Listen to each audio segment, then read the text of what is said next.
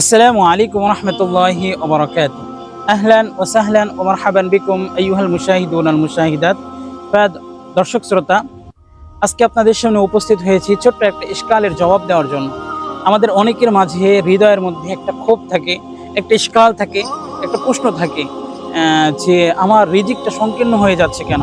রিজিক আগে গোশত খাইতাম, বিরিয়ানি খাইতাম, এখন কেন শাকভাজি, এখন কেন আলু ভর্তা, এখন কেন ডাউল? আমার রিজিকের মধ্যে এই সংকীর্ণতা কেন আসলো?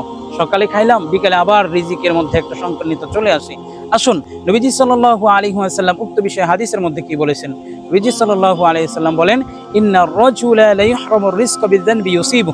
মানুষ যখন কোনো গুনাহ করে, তার গুনার কারণে তার রিজিকের মধ্যে সংকীর্ণতা করে দেওয়া হয়। আসুন, তাই আমার রিজিককে যদি প্রশস্ত করতে চাই, তাহলে সবচাইতে নবীজি সাল্লাল্লাহু আলাইহি ওয়াসাল্লামের যে টিপস, সেটি হলো তোমাকে গুনাহ পরিত্যাগ করতে হবে। তাই আসুন, গুনাহমুক্ত জীবন গড়ি। গুনাহমুক্ত জীবন গড়লেই আল্লাহ রাব্বুল আলামিন আমাদের রিজিকের মধ্যে ওয়াসাআত দান করবেন। এজন্য আজকে থেকেই আমরা যদি আমাদের রিজিককে প্রশস্ত করতে চাই, তাহলে গুনাহ পরিত্যাগ করার কোনো বিকল্প নেই। তাই আসুন, আজকে থেকেই আমরা পাক্কা ইরাদা করি, ইনশাআল্লাহ গুনাহমুক্ত জীবন গড়ি। আজকের স্লোগান, গুনাহমুক্ত জীবন চাই। আসসালামু আলাইকুম ওয়া রাহমাতুল্লাহি ওয়া বারাকাতুহু।